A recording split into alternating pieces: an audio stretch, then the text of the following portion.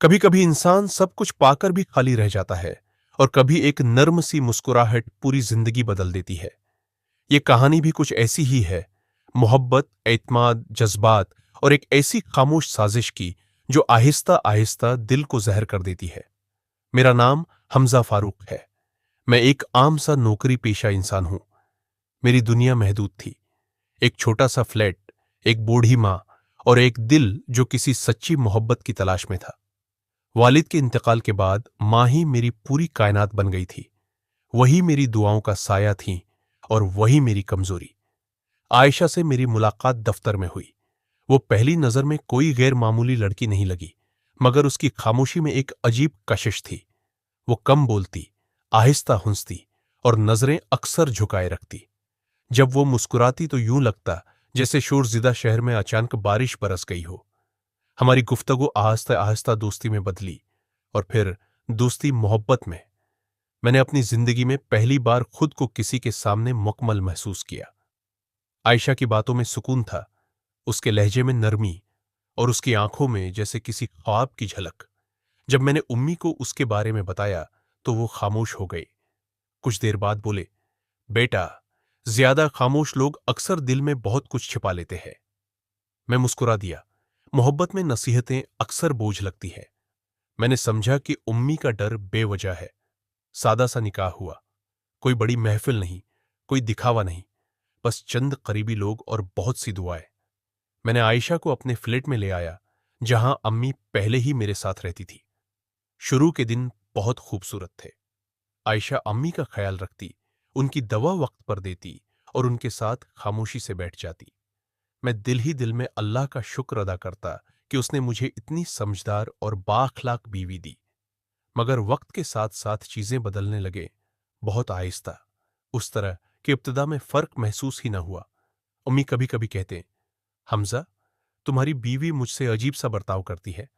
और आयशा कहती, मैं अम्मी की इज्जत करती हूं, मगर शायद वो मुझे दिल से कबूल नहीं करते। मैं दोनों के दरमियान खड़ा रहता, पल बनने की कोशिश करता, मगर अंदर ही अंदर थकने लगा था। एक दिन मैं दफ्तर से मामूल से पहले वापस आया। दरवाजा आधा खुला था। अंदर से आयशा की आवाज आ रही थी, धीमी मगर पुरात्माद। फिक्र मत करो, सब मेरे काबू में है। मेरे कदम वहीं रख गए। दिल ने कहा अंदर चले जाओ, दिमाग ने कहा सुनो। मैंने दिमाग की बात मानी। मैंने सुना, हमजा बहुत सीधा है। वो मुझ पर आंख बंद करके भरोसा करता है। बस उसकी मां दरमियान से हट जाए, फिर ये फ्लैट मेरे नाम हो जाएगा। मेरे हाथ कांपने लगे। सांस लेना मुश्किल हो गया। वो औरत जिसे मैंने अपनी दुनिया बनाया था, अचानक अजनबी बन गई। इसी लम्हे मुझे इम्मी की बातें याद आईं, उनकी खामोश शिकायतें और आयशा की हद से ज्यादा शराफत। सारी तस्वीरें जड़ने लगी। मैंने दरवाजा खोला। आयशा चौंक गई। उसका रंग फक हो गया। फोन उसके हाथ से छोड़ते छोड़ते बचा। तुम कब आए? उसकी आवाज कांप रही थी। मैंने आहिस्ता मगर मजबूत लहजे में कहा, मैंने सब सुन लिया है। कमरे में खामोशी छा गई, वो खामोशी जो चीखों से ज्यादा तकलीफदा होती है। कुछ लम्हों बाद मैंने फैसला सुना दिया, वो फैसला जो दिल को चीर रहा था मगर रूह को बचा रहा था। आयशा रोई, गड़गड़ाई, मोहब्बत का वास्ता दिया, मगर अब बहुत देर हो चुकी थी।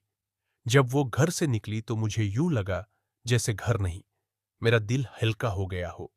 उम्मी ने खामोशी से मेरे सिर पर हाथ रखा। उनकी आंखों में शिक्र के आंसू थे। इस दिन मैंने सीखा कि हर नर्म आवाज सच्ची नहीं होती और हर खामोश मोहब्बत बेजरर नहीं होती।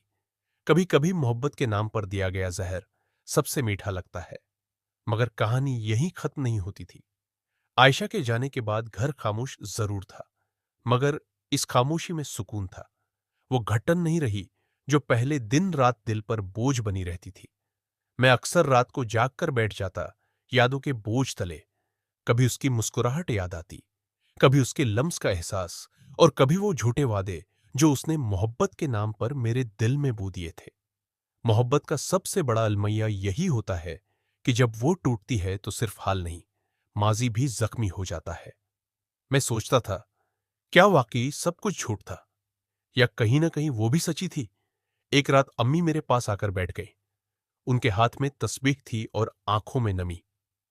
बेटा, खुद को कसूरवार मत ठहराना। मोहब्बत करना गुनाह नहीं, अंधा हो जाना नुकसानदेह होता है। मैंने पहली बार अम्मी के सामने सर रखकर रविया। ऐसा लगा जैसे बरसों का बोझ आंसुओं के साथ बहे गया हो। दिन गुजरते गए। मैंने खुद को काम में मसरूफ कर लिया, मगर दिल अब भी खाली था। मोहब्बत ने मुझे तोड़ा जरूर था, मगर उसने मुझे इंसान भी बनाया था। मैं अब लोगों को सिर्फ लफ्जों से नहीं, खामोशी से पहचानने लगा था। कुछ महीनों बाद एक दिन दफ्तर में एक नई लड़की आई। नाम था हुना।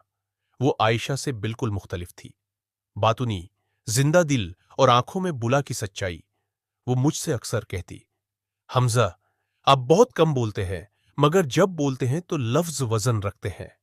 मैं मुस्कुरा देता, मगर दिल अभी महतात था। वक्त के साथ हमारी गुफ्तगू बढ़ने लगी। मैंने इस बार जल्दी नहीं की। मैंने सीख लिया था कि मोहब्बत को वक्त चाहिए, आजमाइश चाहिए। एक दिन हुना ने मुझसे कहा, अगर कभी दोबारा मोहब्बत करो तो खुद को मुकम्मल खो मत देना। जो तुम हो वो भी बचा कर रखना। उसकी बात सुनकर मैं चौंक गया। शायद कुछ लोग अल्लाह भेजता है, जख्म भरने के लिए, रिश्ते बनाने के लिए नहीं। मैंने उस दिन समझा कि मोहब्बत सिर्फ किसी को पा लेने का नाम नहीं, बल्कि खुद को बचाकर रखने का हुनर भी है। आज भी जब मैं उस फ्लैट की बालकनी में खड़ा सूरज को डूबते देखता हूं, तो दिल में एक दुआ उठती है, या अल्लाह, मुझे ऐसी मोहब्बत दे जो सुकून दे, न कि साजिश। ऐसी खामोशी दे जो चीन दे, न कि खौफ। और शायद यही मोहब्बत की असल पहचान है।